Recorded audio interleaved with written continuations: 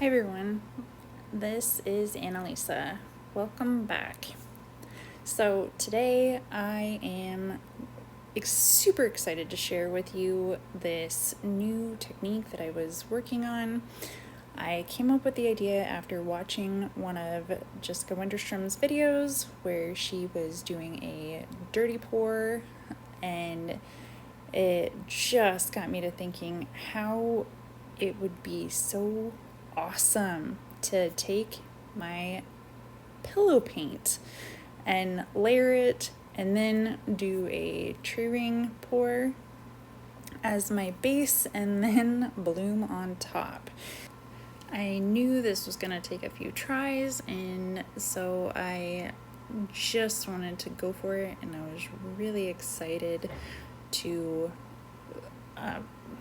experiment with how to make it work. So I tried it last night, and my first attempt, while it turned out it wasn't the prettiest, so I decided to give it a second try today. And what better colors to try than pink and black, you know, just the greatest one.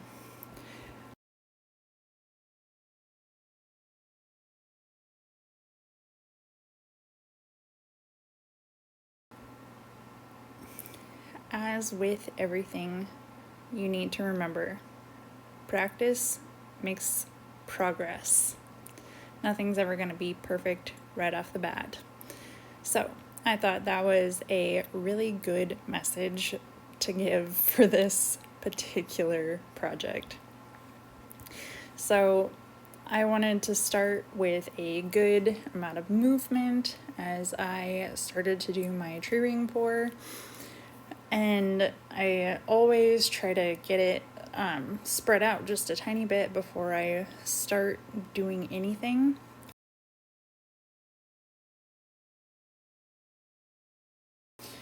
So I actually went to the art store today just to get this cup because I could squeeze it and reuse it, and it seemed like a great idea.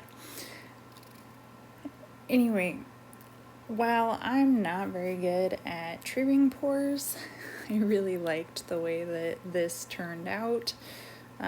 Looking at it now, I probably should have just kept with pouring it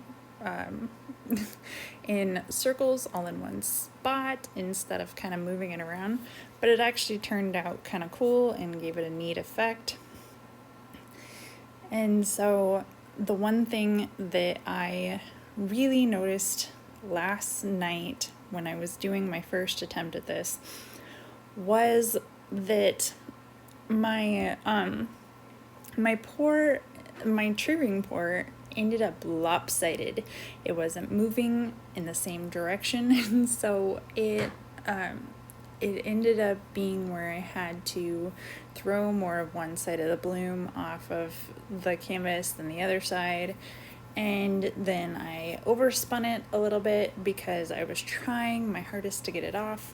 So with this one, I didn't want that to be the case, so I was trying extremely hard to make sure that I had it nice and spread out before I started putting my paint on the canvas.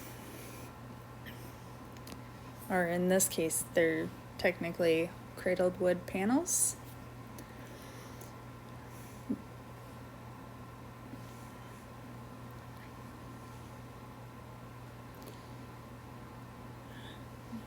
I'm using my orange World's Smallest Blower.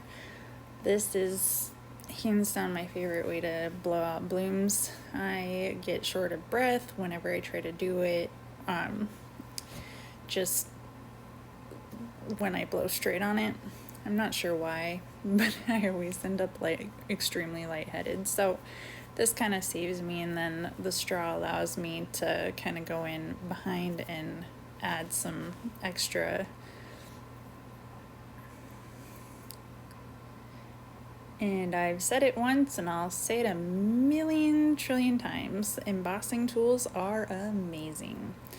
It is literally the best tool you can have on your table. Well, it's the least expensive, best tool you can have on your table, because there's just, you can use it for everything. I use mine to pop bubbles, I use mine to make petals, I use it to make swirls, I use it to fix things, I use it for everything. I've got a link in the description below of a set that's very similar to the tools that I use.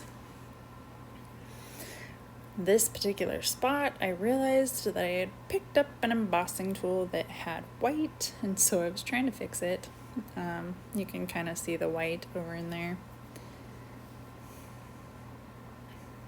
I'm really extremely disappointed that I had that reflection of my light in the background. Normally I have my camera on directly overhead or to the other side. This go around I was trying really hard to be able to see my paints as I was working, and it was kind of hard to see them, so I tried it from the other side, and lesson learned, it's not going to work very well. I will move it back after this video. Anyway, as this started spinning out, I got super excited, and I just can't believe that my idea actually worked and that it came together the way that it did. Like, you wouldn't even be able to tell that this started out as a tree ring pour for the pillow. I can't believe I never thought of this before. Well, I did. However, every time I've gone to do this, and every time I've watched anyone else go to do this, we've all used regular colors to do the pours, and add our cell activator and all of that as a part of it. This was just, the moment it came into my head, it just made total sense, and I'm so glad I decided to go with it. As Jessica was still talking, I was typing into my cell phone so I didn't forget it, and trying to tell my husband so I wouldn't forget it. And I'm just really glad that I actually wrote it in my cell phone, because I probably would have forgotten it.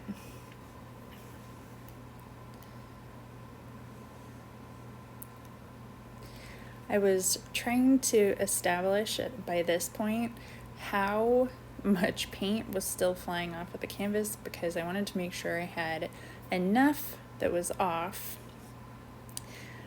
so that I don't have any cracking, I don't have any squiggles as it dries. I was having a little bit of trouble determining just how much was actually moving, so I kept kind of going around and trying it out and making sure.